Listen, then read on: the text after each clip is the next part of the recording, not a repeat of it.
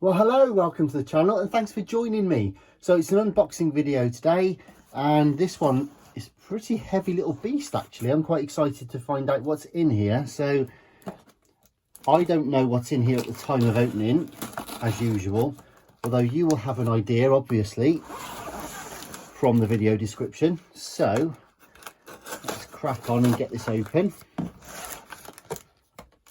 Probably a radio cassette, judging by the weight of this, and if that's the case, it means it will be something for us to fix on the channel. So all good stuff. Right then, here we go.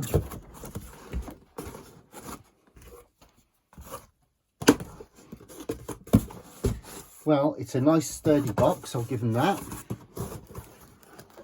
Okay, what do we have here then? Well, it's well packaged. Can't quite see in there yet, but suffice it to say it's been really nicely packaged actually, packed out with foam inside and around. So here we go. Righty ho. Wow. So nice. 9427 SB from JVC. Fantastic. Okay, right, well, I'm just going to go ahead and get rid of all of this packaging, and I'll be back in about 5 seconds.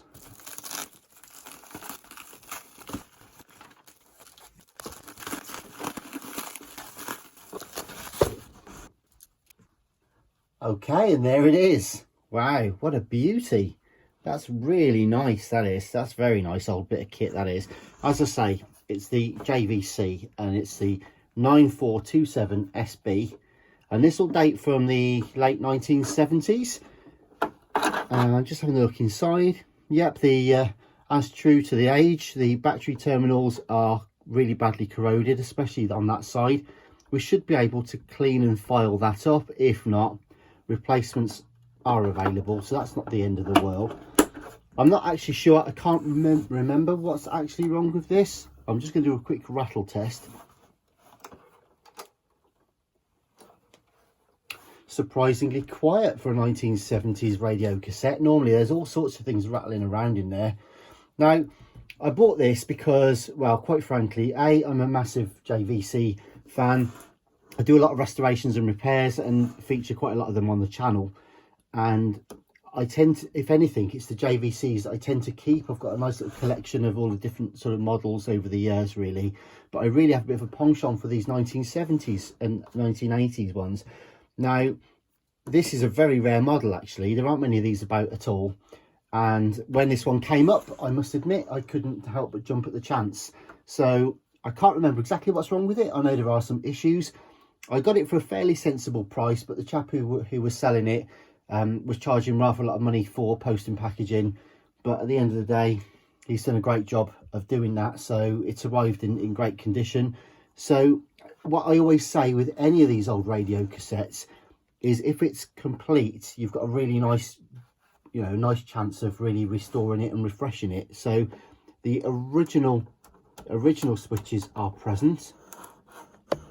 They're going to need a clean, no doubt. They're going to be scratchy and noisy, I expect. But basically, you've got a radio on, an auxiliary, then you've got the radio off or tape. So very simple master switch there.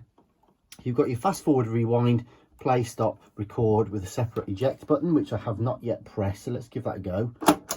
Okay. And look at this. This is cool. The pause is actually done via a switch on the front casing there. So instead of having a play and pause button separately, it's a little slider switch on the front, so that's pretty cool.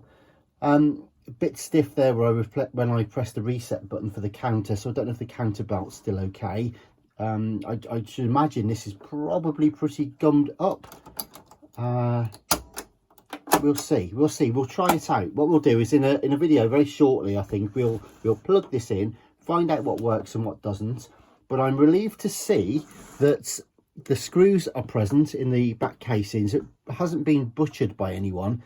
It's got a nice patina, so it's a little bit dusty and grimy, which tends to suggest it hasn't been messed about with recently, at least. So all the switches are present, as I say. The aerial is original and the tip is present, which is fantastic news. All of these things bode really well for a nice old unit. Now you've got 9-volt DC. I'm just looking on the side here. So you've got your auxiliary in is actually a 3.5mm jack. There you go. So you could in theory, well, not in theory, even in practice, you could even hook up, you know, a CD player or a phone or MP3 player or whatever through this. I'm not sure how good it would sound, but it's a dual cone speaker system in there, so speaker in speaker, as it were. Only a mono though, I believe.